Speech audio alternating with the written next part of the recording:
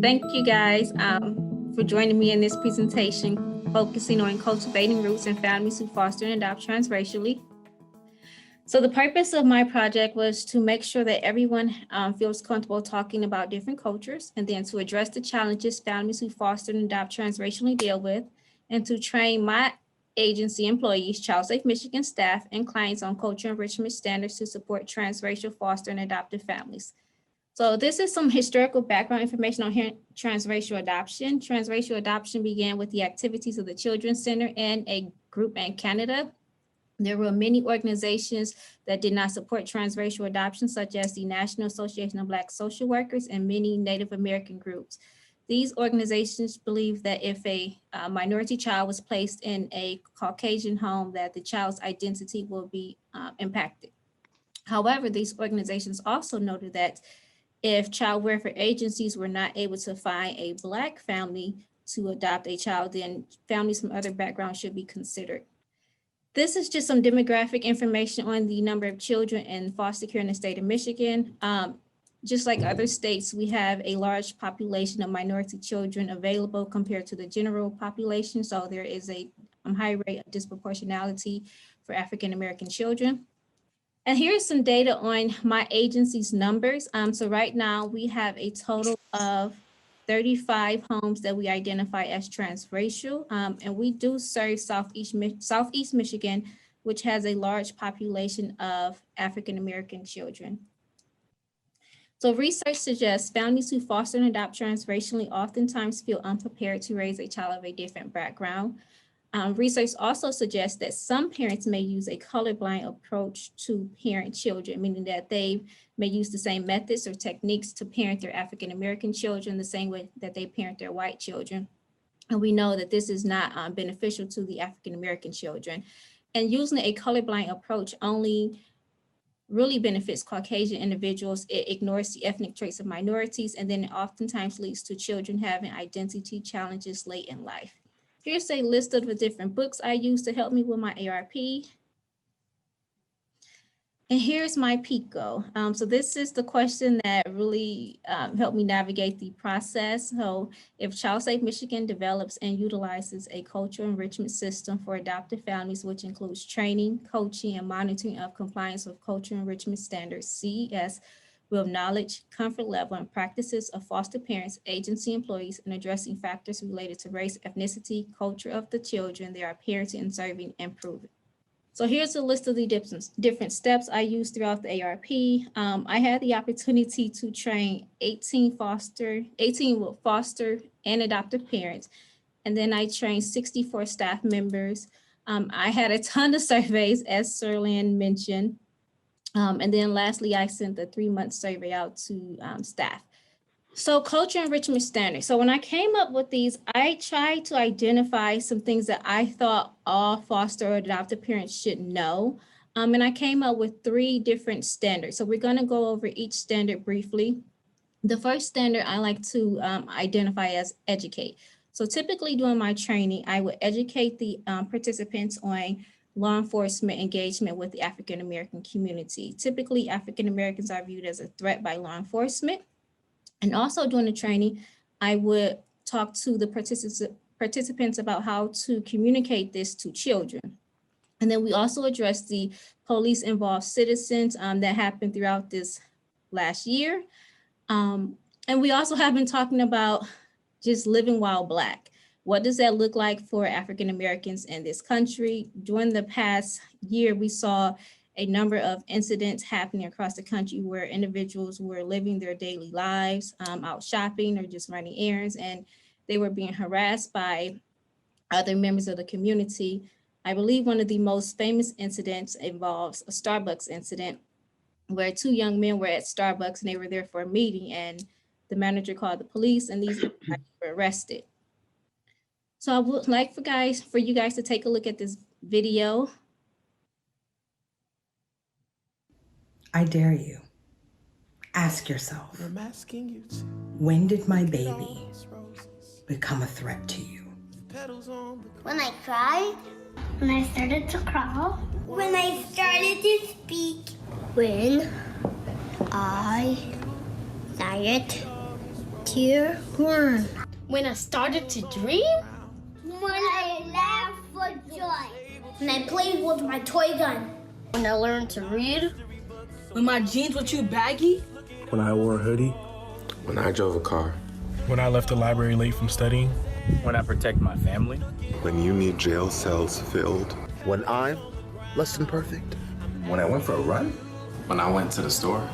When I fought for your country. When I held my arms and my hands high. When I finally earned my degree.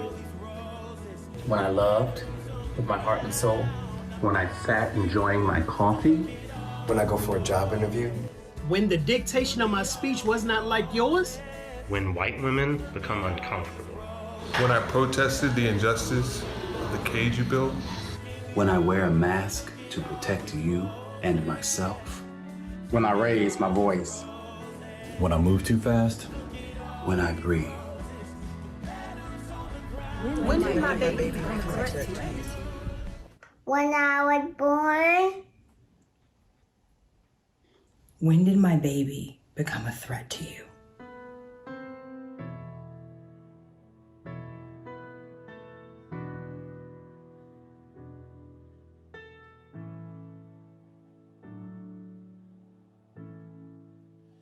Lift every voice and sing till earth and heaven ring.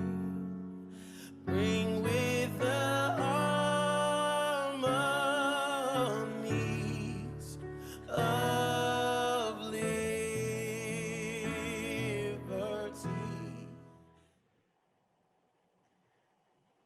Thank you guys for watching the video. So the next Cultural Enrichment Standards involves embracing African American cultures.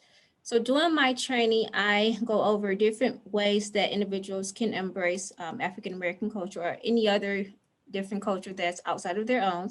Typically, I encourage them to highlight unique racial and ethnic features, and then I ask them to celebrate and recognize the contributions that African Americans have made to society. Also included in the embracement piece is looking at the standards of beauty in this country. So we also address how society views African American hair. Throughout history, Black men and women have been discriminated against for their hair types or hairstyles. In America, we seem to use this European beauty standard, so individuals need to have blonde hair or blue eyes or straight hair. And I just ask individuals to recognize that that is not the only standard of beauty and to just appreciate the beauty that their children have. The third cultural enrichment standards involves engaging. So during the training, we will go over different opportunities for individuals to engage in African American culture. I highlight different museums throughout the country and in Michigan, different festivals. We talk about historically Black colleges and universities. Historically Black colleges and universities offer public tours, so individuals are able to go on a college tour at Spelman or Howard or Tennessee State University, and those are great opportunities for individuals to learn the history and to just engage in the culture. My ARP also focused on monitoring compliance. So I updated all the agency forms to make sure that there are questions on the forms pertaining to race, ethnicity, and culture. And during each home visit, I asked workers to go over the questions with the families and the children. So the workers were supposed to document the use and the family's response. What I learned was that caseworkers oftentimes did not answer the questions pertaining to race, culture, and ethnicity. And I also didn't get a lot of forms back. They were supposed to turn in their forms to me, but that became very complicated. So the forms that I got, there were a lot of blank questions that pertain to race and ethnicity. A portion of my ARP also focused on coaching a parent who had a placement of a transracial placement in her home. She had an African American female. So this individual was recommended to me by my coworkers. This individual had previously struggled addressing the cultural needs of her foster child. So over a couple of months, I established a relationship with her. And I will say that the family was very open. She was really looking forward to speaking and communicating with me. Oftentimes our conversations focused on the historical information on African Americans. We also discussed many opportunities to address race with children. And then lastly, we would discuss different opportunities for her and the child to engage in African American culture. So was the coaching effective? What I began to notice was that the conversations tended to focus on their struggles. And I didn't really like that. So I began to shift the topics and I tried to focus on success of African Americans.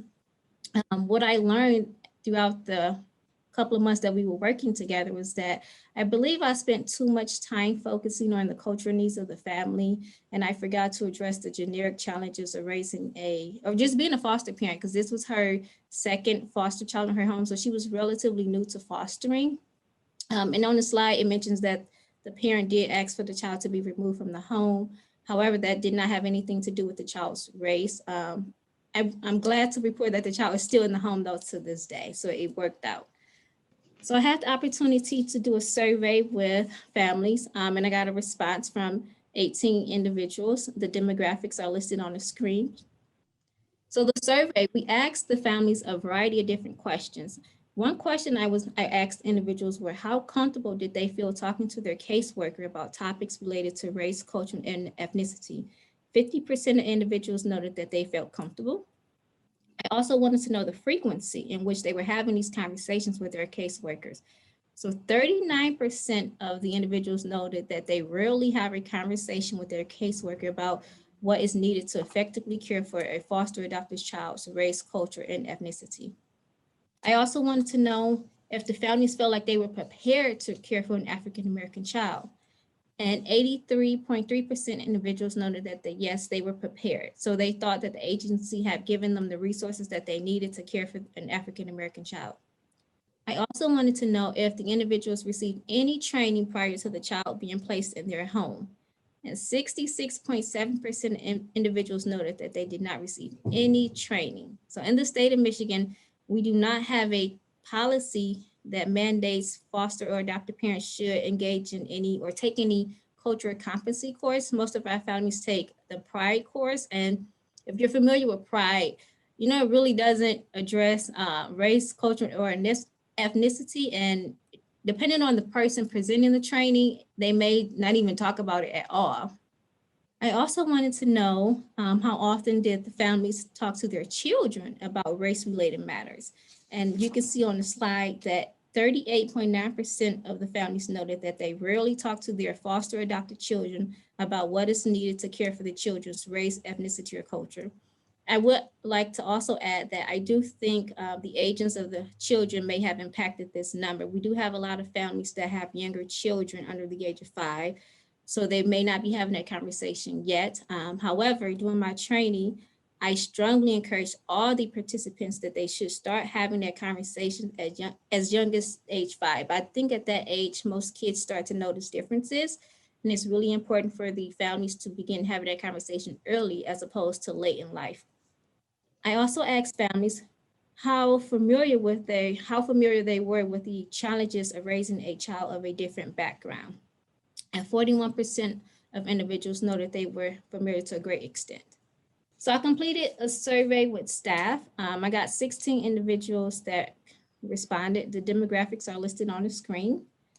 The results from the staff survey indicated that individuals following the training felt like they had more information about African American culture, and they were more prepared to have conversations with families and or children. Here's a breakdown of the different level of knowledge. So before the training and after the training, you can see that after the training, individuals' level of knowledge increased. Again, this is a breakdown of the level of knowledge before and after the training. So before the training, I asked staff the same question that I asked parents: to what extent were they familiar with the challenges of raising a child of a different race, culture, and ethnicity? And 12.5% noted they were familiar to a great extent. But after the training, that number increased. So I asked staff, what do they plan to do differently after the training? And here's some of the responses that we received from the staff members. Some noted that after the training, they plan on providing more information to families. Others noted that they are more open to talking about talking about transracial adoption or transracial fostering. And then others noted that they now can ID ways to engage in African American culture. So I asked staff did they learn anything new during the training, and 68.4% reported yes. And here's a breakdown on the screen of the different things that they noted they learned during the training. So during the training, it was a 3-hour training, so I covered a lot of information. And I also asked staff, how likely are they to share information about cultural resources with families? And 73.3% respondents noting that they're extremely likely to share information with families. So I'm very proud of that response. So here's some feedback from the parent survey. So these were some of the additional comments that the parents made. Most of the comments noted that individuals felt like my agency has done a great job with offering different trainings and resources, but they also noted that they have received information from outside sources, so such as online groups or just books or things like that. And this is a comment from one of the individuals that participated in the survey, of foster and adoptive parent. Please take a moment to read this comment. And I would also like to add, this individual has done an amazing job making sure that she addressed the cultural identity of her adoptive son. She has moved to a more diverse community, and she began attending a more diverse church.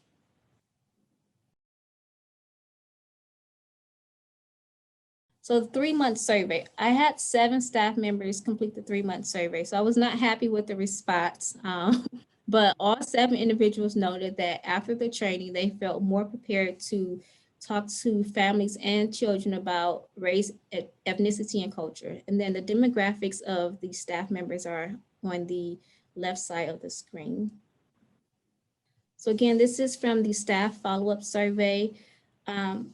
Most individuals noted that they thought the training was very helpful, that they learned a lot about racism, and they also learned about the challenges that families who foster or adopt transracially deal with.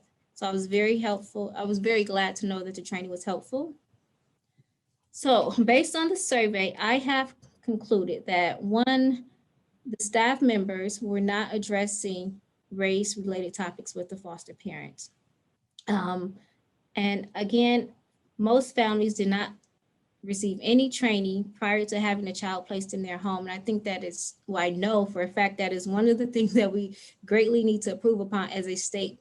We really need to make sure that we're giving our families the skills and techniques that they need to parent African American children prior to the child being placed in the home. So I have some recommendations based on my ARP. I think it is very imperative that we develop a policy mandating foster parents expose children in foster care to cultural enrichment opportunities. As an agency, I believe it's also imperative that we should monitor families' compliance with cultural enrichment. And then lastly, we need more hands-on training for staff and for families. So moving forward, what's next? I will be submitting a proposal to have my training featured in Michigan's Child Welfare Training Program. And then I'm working on a cultural resource guide that I plan on sharing with families and caseworkers. So there were several challenges with my ARP. The COVID virus really impacted training. I had to do all the trainings, most of the trainings, I should say, were in Zoom. So that took some time for me to adjust to using Zoom and trying to engage with people, because this is a heavy topic to talk about. And then I did not have enough time to send out the 3-month follow-up survey to the families. So I'm sure that impacted my data. The impact of being in this program. This program has been truly amazing. I've met so many new people. I have learned a ton of information. Because of this program, I have been appointed to the Race Equity Committee at my agency, and I will be presenting a portion of my training during the Michigan Governor's Task Force next month. So I'm very excited about that. I'm looking forward to that training in February. And then these are a list of references that I use to help me with my ARP. Any questions that anyone has?